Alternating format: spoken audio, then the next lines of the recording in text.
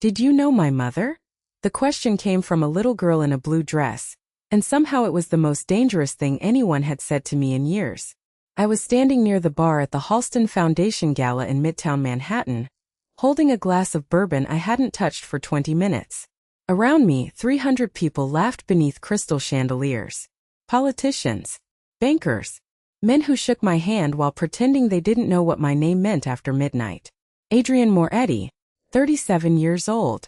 To respectable Manhattan, I was a private investor with interests in real estate, shipping, and hospitality. To everyone else, I was the man people called when respectable solutions stopped working. I had learned to recognize danger before it entered a room.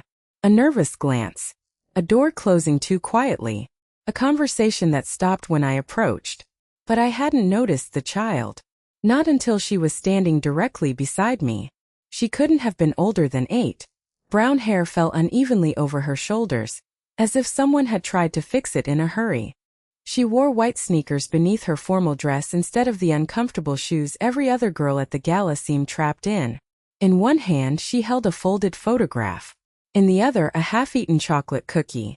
She stared at me without fear. That was unusual. Adults rarely did. "Excuse me," she said. One of my security men immediately stepped forward. I lifted 2 fingers. He stopped. The girl looked behind me at the men in dark suits. "Are they your bodyguards?" I almost smiled. "They work for me." "That means yes." I looked down at her. "What's your name?" "Lily Carter." Something tightened inside my chest. Carter meant nothing. Lily did. I didn't know why. Maybe it was the way she said it. Maybe it was her eyes. Hazel. Warm brown around the edges, green near the center. Eyes that pulled at a memory I had spent 9 years teaching myself not to touch. "Are you lost, Lily?" "No." "Where are your parents?" "My mom is working." "At the gala?" She nodded toward the ballroom. "She does flowers." Of course. The Halston Foundation had spent nearly $40,000 decorating the room with white roses, eucalyptus, and tall arrangements that made the tables look like gardens floating beneath candlelight. I glanced across the crowd. Nothing. When I looked back, Lily was studying my face. Not casually. Carefully. Like she was comparing me to something. Then she unfolded the photograph. The world became very quiet. Not the ballroom. That kept moving. Glasses clinked. A string quartet played somewhere behind me. Someone laughed near the auction tables. But inside me, silence. The picture was old. Creased down the middle. The colors had faded with time. A young woman stood beside a lake, sunlight catching in her dark hair. She was laughing. Not posing. Actually laughing. And beside her stood a younger version of me. 28. Careless enough to believe powerful men could still choose happy endings. My fingers went cold around the glass. Emily. I had not spoken her name aloud in 9 years. I had not seen her face anywhere except in memories that arrived when sleep failed me. According to every record I had ever been shown, Emily Carter had disappeared from my world forever. Yet an 8-year-old girl was holding proof that my past had somehow walked into a Manhattan ballroom. Lily pointed at Emily. "That's my mom." The glass slipped from my hand. It struck the marble floor and shattered. People turned. I didn't. I could only stare at the photograph. Then at Lily. Then back at the woman I had spent 9 years believing I would never see again. Lily tilted her head. "So," she asked softly, "did you know her?" For 3 seconds I forgot how to breathe. Lily waited. Children were terrible at pretending not to notice silence. Her eyes moved from my face to the broken glass at my feet. "I'm sorry," she said. "Was that expensive?" A laugh almost escaped me. Almost.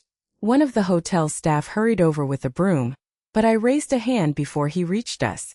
"Leave it." He stopped immediately. Lily noticed that too. She noticed everything. I crouched so we were closer to eye level. "Where did you get this picture?" "Mom's desk." "She gave it to you?" "No," her answer came quickly. Then her eyebrows pinched together. "I wasn't snooping. You were looking." "That's different." I stared at her. Emily used to say the same thing. Not those exact words. The same rhythm. The same stubborn little defense when she knew she had crossed the line but refused to surrender the argument. My chest tightened again. When did you find it? This morning. And you brought it here because? Because you were in it. Simple. Direct. 8 years old. No fear of consequences because she didn't yet understand what consequences followed men like me. Behind her, the ballroom moved in soft gold light. White roses. Champagne. A jazz trio had replaced the string quartet. Everything looked elegant. Normal. But nothing felt normal anymore. I looked at the photograph again. Emily wore a faded northwestern sweatshirt, sleeves pushed to her elbows.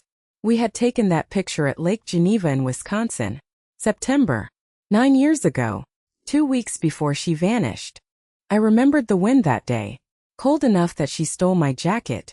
I remembered her laughing when I complained. I remembered thinking I would have time to tell her everything. Who I really was. What my family expected from me. What kind of world carried the Moretti name? Then she disappeared before I could. Mr. Moretti? My head turned. Caleb Russo, my chief of security, stood several feet away. His expression was neutral, but I knew him too well. He had seen the photograph. He had seen my face. He knew something impossible had just entered the room. Not now. He nodded once. Lily looked between us. Do people always listen to you? Usually. My mom says people who always get listened to forget how to listen. That one hit harder than it should have. Your mother says that? All the time. I stood slowly. Is she here tonight? Lily hesitated. For the first time, caution entered her expression. Yes. Where? She said I shouldn't bother guests. You're not bothering me. That's not what you looked like when you dropped your drink. Fair point. I glanced toward the floral displays near the ballroom entrance. A woman in black stood on a small ladder adjusting white roses along a gold frame. Too tall. Another crossed behind the auction stage carrying ribbon. Blonde. Not her. Then Lily suddenly looked past my shoulder. Her entire face changed. Recognition. Relief. Mom. I turned. Across 60 feet of marble, between chandeliers and strangers, a woman had stopped beside a cart filled with flowers. Dark hair. Hazel eyes. One hand gripping the cart. The other pressed against her chest. Emily Carter stared at me as if 9 years had collapsed into one impossible second. And then she whispered something I could read even from across the room. No, Emily didn't move. Neither did I. 60 feet of polished marble separated us, but 9 years stood between us like a locked door. Lily waved. Mom. Emily's face changed instantly. Not fear. Not surprise anymore. Calculation. She looked at Lily first. Then at me. Then at Caleb standing behind my shoulder. Her grip tightened around the flower cart. I knew that look. Emily had worn it whenever she was deciding whether to run from a problem or walk straight through it. She chose the second option. She crossed the ballroom slowly. Every step measured. Every expression controlled. The closer she came, the more impossible she became. There were faint lines near her eyes now. Her hair was shorter. She wore a simple black dress beneath a florist's apron, and a small silver watch I didn't recognize circled her wrist. But it was her. Absolutely her. The woman whose absence had become part of the architecture of my life. Lily reached her first. I found him. Emily stopped. Her eyes closed for half a second. Lily. I just asked a question. We talked about taking things from my desk. I put it back. I held up the photograph. Lily looked at it. Oh. Emily exhaled slowly. Then she looked at me. Adrian. My name in her voice almost destroyed the distance I had built around myself. Emily. Caleb shifted behind me. I didn't turn. Give us a minute. He understood. Within seconds, the space around us became strangely empty without appearing controlled. That was Caleb's talent. People simply found reasons to stand somewhere else. Emily noticed. You still do that. Do what? Move the room without touching it. I looked at her. You're alive. Her expression hardened. Yes. One word. 9 years of unanswered questions inside it. Lily looked between us. You two definitely know each other. Emily rested a hand on her daughter's shoulder. Sweetheart, go find Mrs. Bennett. But, now please. Lily frowned, then looked at me. Don't drop anything else. She walked away. I watched until she reached an older woman arranging flowers near the entrance. Then I turned back. Why? Emily glanced toward Lily before answering. You don't get to ask that here. I looked for you. I know. The word stopped me. You knew. Yes. For how long? All of it. Something cold moved through my chest. I lowered my voice. Then you knew what I believed. Her jaw tightened. I knew what they wanted you to believe. They.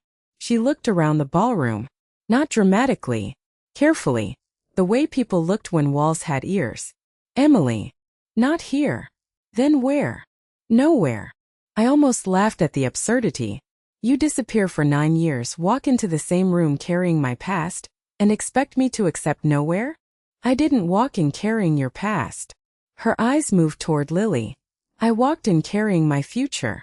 That silenced me. Emily stepped closer. Not enough for intimacy. Enough for warning. You need to stay away from my daughter. My daughter. The phrase landed strangely. Too heavily. I looked toward Lily. She was helping Mrs. Bennet straighten ribbons, completely unaware that the ground beneath my life had shifted. How old is she? Emily's face changed. Barely. But I saw it. I always saw it. 8. My heartbeat slowed. Too slow. The photograph had been taken 9 years ago. Emily vanished 2 weeks later. I looked at Lily again. Hazel eyes. That stubborn chin. The strange familiarity I had felt before I understood why. Then I looked back at Emily. She already knew the question forming in my mind. No, she said. I hadn't spoken. Emily. No, how old is she exactly? Her silence answered before her mouth did. Adrian, don't. I stepped closer. For the first time that night, Emily looked afraid. Not of me. Of the truth. When is her birthday? She swallowed. March 17th. I did the math automatically. And suddenly the room felt too small. Emily whispered my name again. But I was staring at Lily. At the little girl who had walked up to me holding a photograph. And for the first time in 9 years, I understood that Emily hadn't simply disappeared. She had taken a secret with her. I didn't ask again. Not there. Not with Lily 30 feet away, carefully tying white ribbon around a vase while an older florist pretended not to watch us. Emily had always hated being cornered. Pushed too hard and she became quieter. Quieter meant gone. I had learned that lesson 9 years too late. Come with me, I said. No, 5 minutes. I said no. Her voice stayed low, but I heard the steel underneath it. Around us, the gala continued as if my life hadn't just split open. A waiter passed carrying champagne. Someone applauded near the auction stage. The piano started another song. Normal sounds. Wrong world. I looked at Lily again.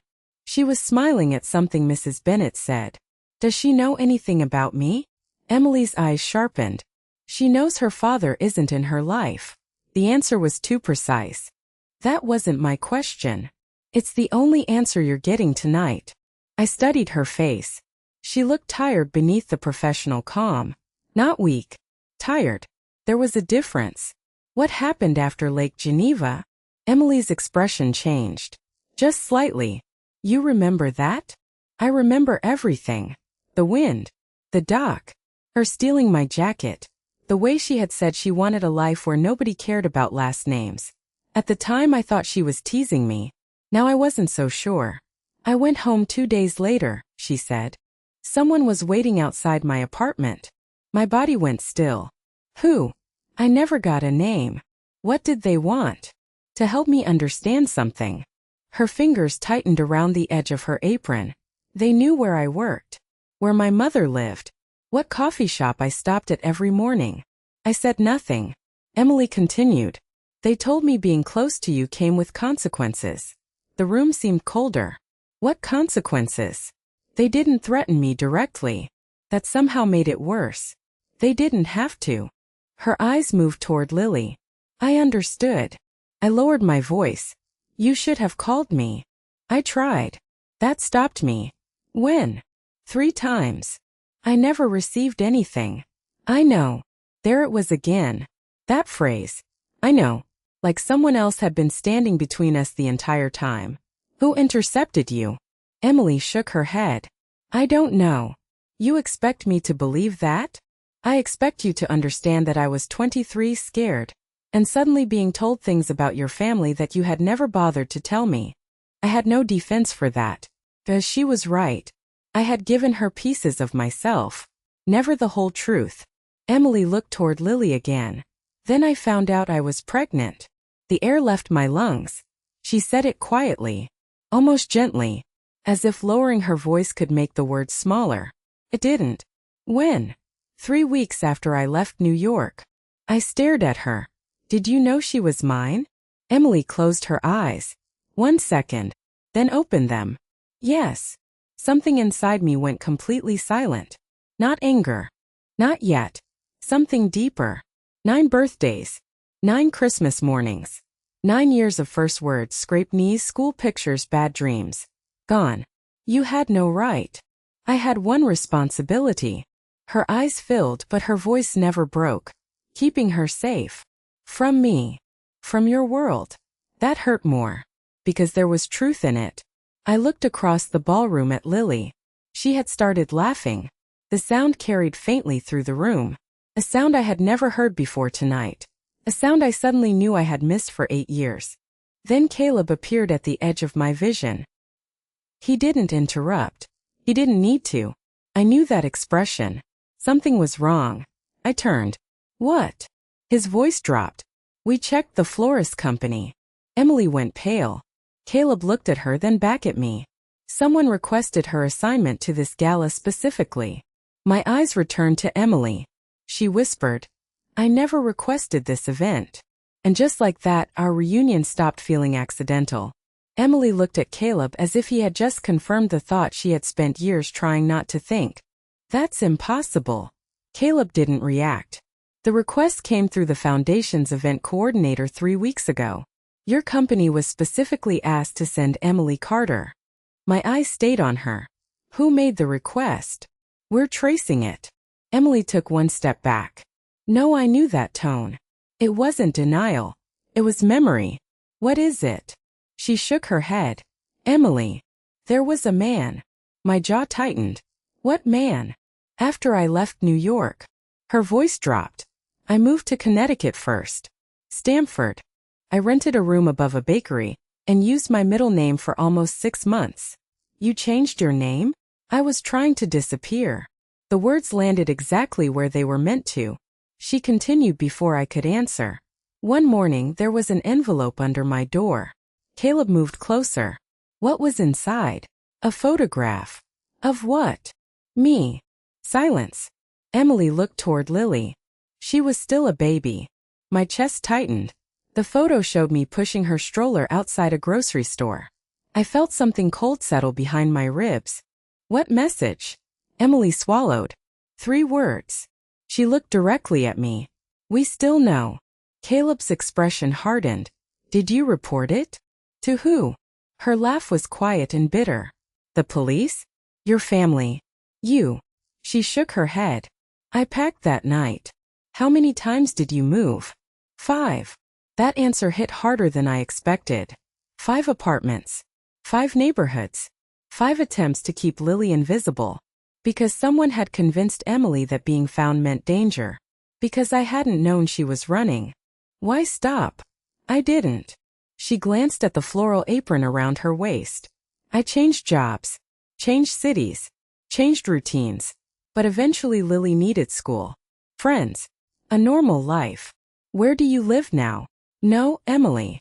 You don't need my address. I just found out I have a daughter. Her eyes flashed. And I just found out someone may have arranged for us to walk directly into your path. That stopped me. She was right. Again. I hated how often that had happened tonight. Caleb's phone vibrated. He checked the screen. Then his expression changed. What? The event coordinator who submitted the request says she never made it. Emily went still. Caleb continued. The request came from her account, but she says she was on vacation that week. I looked across the ballroom. Politicians laughed beneath chandeliers. Donors raised paddles at the silent auction. Waiters carried silver trays between tables. Anyone could have been watching. Anyone could have known exactly where Emily and Lily would be tonight. Get Lily. Emily immediately turned. No panic. I'm not panicking. You're doing that thing where your voice gets quieter. I looked at her. What thing? The thing you used to do before making a decision nobody could change. For the first time all night, something almost human broke through my control. You remember that? I remember too much. Caleb returned with Lily and Mrs. Bennet. Lily looked confused. Are we leaving? Emily took her hand. Yes. But the flowers. Someone else will finish. Lily looked at me. Are you coming? Emily answered before I could. No, I watched her. Then I looked at Lily. Yes. Emily's eyes sharpened. Adrian. I'm not sending you out alone. We survived 9 years without you. The sentence was clean. Accurate.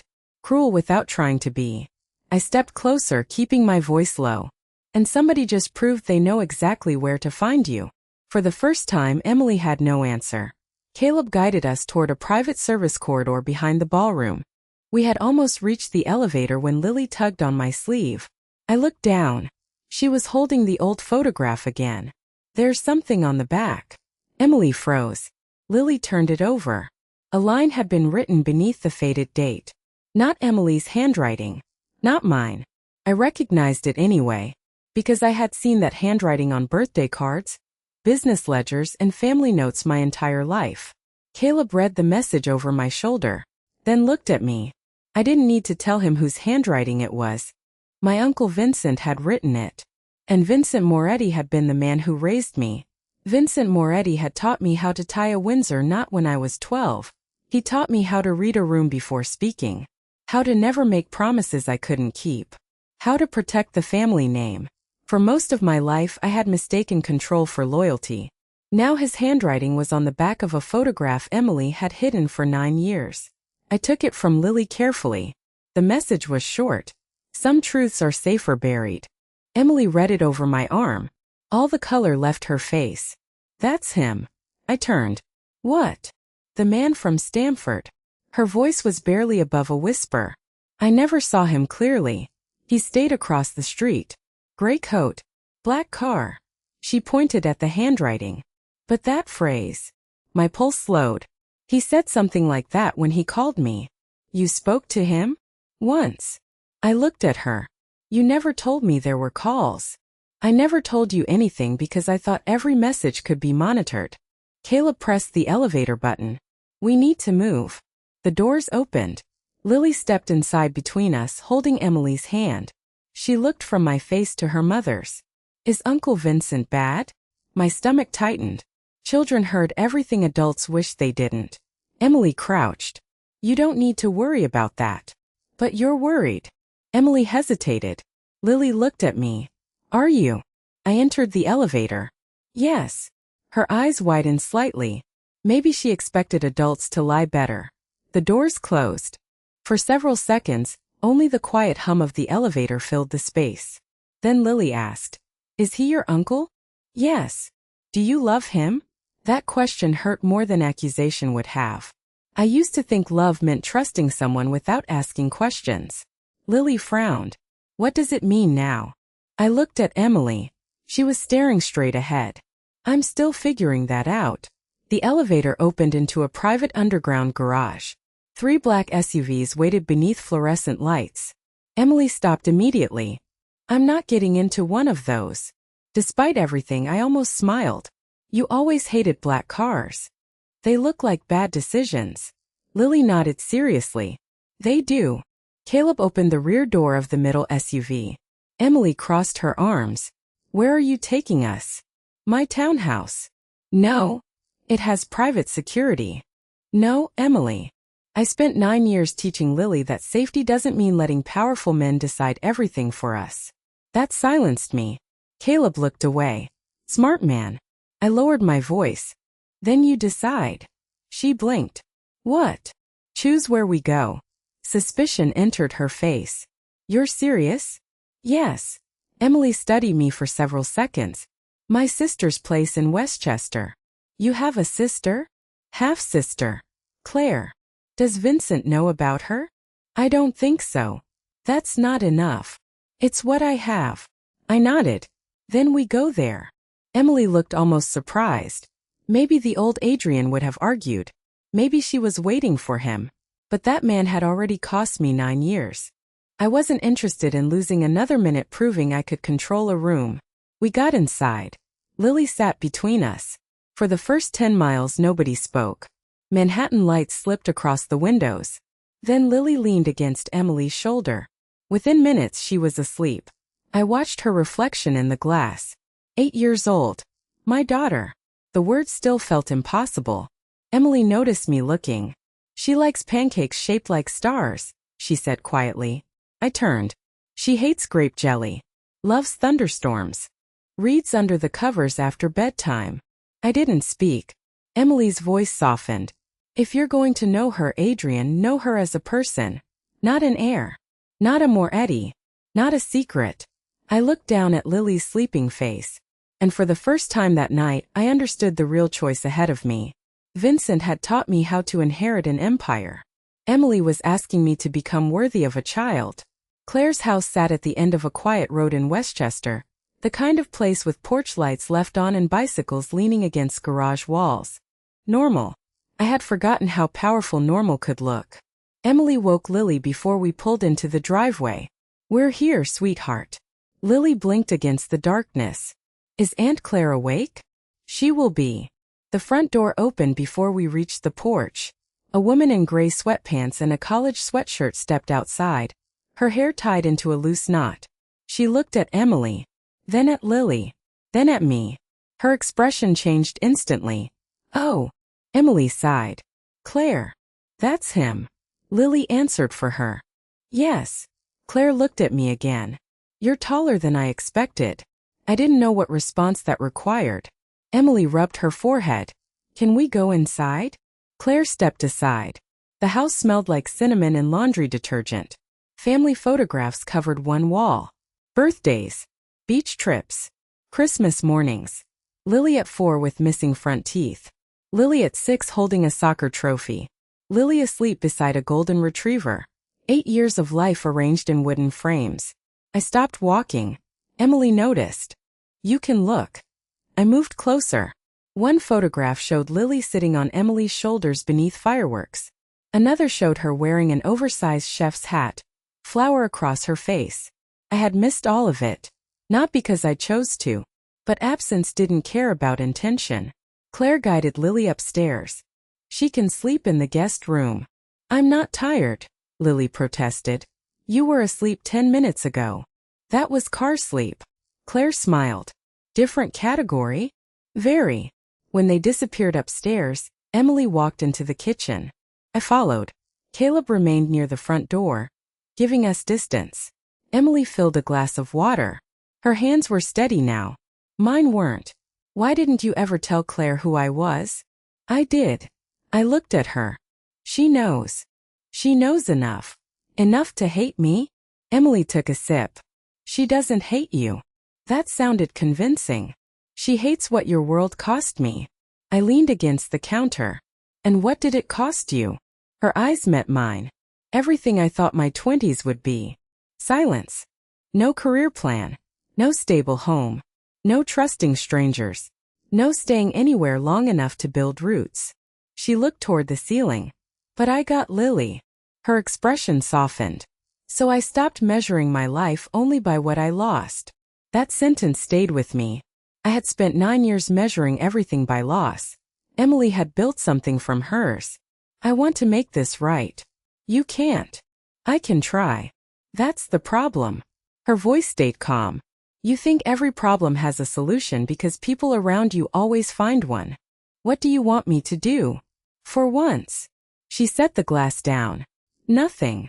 I stared at her. Nothing. Don't move us. Don't assign people to us without asking. Don't buy us a new house. Don't change Lily's school. Don't decide what safety looks like before asking what she needs. Every instinct in me resisted. Protection meant action. Control. Preparation. Emily saw it on my face. You want to protect her? Yes. Then learn the difference between protecting someone and owning every decision around them. That landed cleanly. No anger. No accusation. Just truth. Upstairs, Lily laughed at something Claire said. Emily looked toward the sound. So what do? I asked it quietly. The question felt unfamiliar in my mouth. Emily turned back to me. Start small. How small? Tomorrow morning. She almost smiled. Make her pancakes. I frowned. I don't cook. Then learn. I looked toward the staircase. What shape? Emily's smile finally appeared. Stars. For reasons I couldn't explain, that frightened me more than any boardroom ever had. At 6:12 the next morning, I learned that pancake batter had no respect for power. Stuck to the spoon, the bowl, the counter, and somehow my shirt. I stood in Claire's kitchen staring at something that was supposed to become a star. It looked more like Ohio. Behind me, Caleb cleared his throat. If you laugh, you're fired. I didn't say anything. You were thinking loudly. He turned toward the window. Smart man. Claire appeared in the doorway holding coffee. She looked at the skillet, then at me. Should I call the fire department? Go away. She smiled. Emily was right. This is worth waking up for. I flipped the pancake. Half of it folded over itself. Claire winced. Maybe start with circles. She likes stars. You've known her 12 hours. Exactly. I tried again. This one had 5 recognizable points. Barely. Then I heard footsteps. Lily entered wearing pink pajamas, her hair pointing in several directions. She stopped, looked at me, looked at the kitchen, then looked at Claire. What happened? I'm making breakfast. Lily approached cautiously. For us. For you. She studied the plate. That's a star. Yes. It looks like a crab. Claire nearly choked on her coffee. I glanced at Lily. Do you want breakfast or professional artwork? She grinned. Breakfast. Emily entered a moment later. She stopped when she saw me standing at the stove. Something softened in her face. Only for a second. But I saw it. Lily climbed onto a stool. No grape jelly. I know. Her eyebrows rose. Mom told you. Yes. What else? That you like thunderstorms. I love thunderstorms. That you read after bedtime. She looked betrayed. Mom. Emily lifted both hands. He asked. Lily turned back to me. What do you like? The question caught me unprepared. People usually asked what I owned, what I wanted, what I planned, not what I liked. Coffee. That's boring. Claire laughed. I thought harder. Old jazz records. Better. Driving at night. Why? Less noise. Lily considered that. I like noise. I noticed. She smiled. For 10 minutes the world became small. Pancakes. Maple syrup. Claire complaining about my cooking. Emily watching Lily talk with her entire body. Then Caleb's phone rang. The warmth disappeared before he even answered. He stepped into the hallway. When he returned, his expression told me everything. What? We traced the gala request. Emily set down her mug. Caleb continued. It came through a holding company connected to one of Vincent's attorneys. Silence. I looked at Emily. She was already pale. There's more, Caleb said. Vincent left Manhattan before midnight. Where? We don't know. My jaw tightened. Then Lily spoke. Who's Vincent? Nobody answered quickly enough. Her eyes moved between us. The bad uncle? Emily crouched beside her. He's someone we need to understand better. Lily looked at me. Are you scared of him? No, the answer came automatically. Then I stopped. Emily's words from last night returned.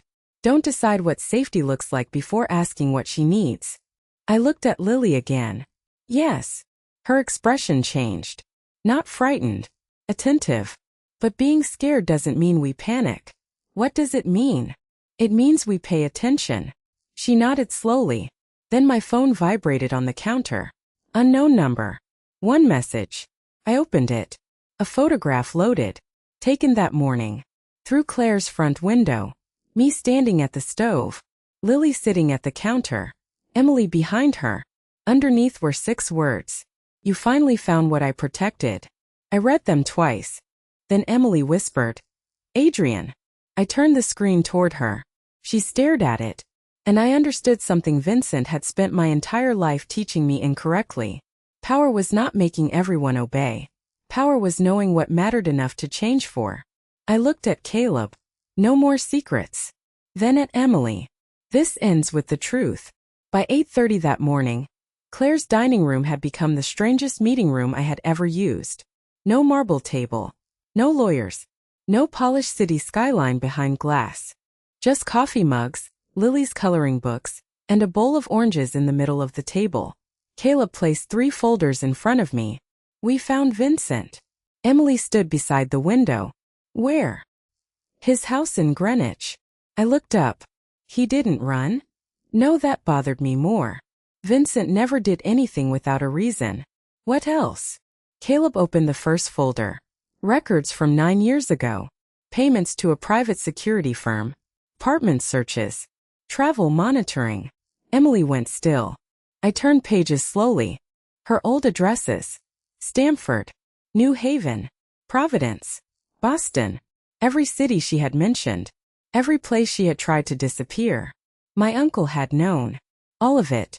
Then I reached the last page. My hand stopped. A medical invoice. 8 years old. Same hospital where Lily had been born. The account had been paid anonymously. Emily stepped closer. What is that? I handed it to her. She read the page twice. I never knew who paid this. I looked at Caleb. Vincent. He nodded. Emily's face tightened. That doesn't make sense. Did to me. Not completely. But enough. He wasn't trying to erase you. She looked at me. He was controlling where you could exist. Caleb opened another folder. Vincent's attorney confirmed something else. What? He believed Adrian's father would use any child connected to the Moretti family as leverage inside the organization. Emily's eyes narrowed. So Vincent protected Lily? Caleb paused. In his way. That phrase mattered. In his way. The excuse powerful men used when they wanted control to sound like love. I closed the folder. I'm going to see him. Emily immediately shook her head. Not alone. I have to. No, I almost argued. Then stopped. Old habit. Old Adrian. I looked at her. What do you want? She seemed surprised by the question. The truth. So do I. And no decisions about Lily without me. Agreed. That word changed something between us. Not forgiveness. Not yet. But space. 2 hours later, Vincent sat across from me in the sunroom of his Greenwich house. 71 years old. Perfect gray suit. Coffee untouched beside him. He looked exactly as he had my entire life. Controlled. Certain. Lily has your eyes, he said. My chest tightened. You knew. Yes. For 8 years. Yes. Why? Vincent looked toward the garden. Because your father would have turned that child into a symbol. My father died 6 years ago. And by then Emily no longer trusted any Moretti. You made sure of that. His jaw tightened. I kept them alive and outside our world. You kept me outside their lives. I protected you too. I leaned back. There it was. The sentence I had heard my entire childhood. Protection. Always protection. You didn't protect me. Vincent looked at me. You decided for me. Silence filled the room. I thought one day you would understand. I do. His expression softened slightly. Then I finished. That's why I won't become you. For the first time, Vincent had no answer. I stood. The accounts connected to Emily are closed. Nobody follows her. Nobody contacts Lily. Nobody makes another decision for them. And the family? I'll handle the family. How? I thought about star-shaped pancakes. About an 8-year-old asking what I liked. About Emily teaching me that safety without choice was just another cage. Differently. That evening, I returned to Claire's house. Lily opened the door. Did you fix it? Not everything. Maybe not even most things. But for once I didn't lie. I started. She considered that, then stepped aside. At the kitchen table were 3 plates. 3 glasses. 3 chairs. Emily looked at me. Lily pointed to the empty seat. That one's yours. I sat down. No empire had ever felt that important. And for the first time in my life, staying felt more powerful than ruling.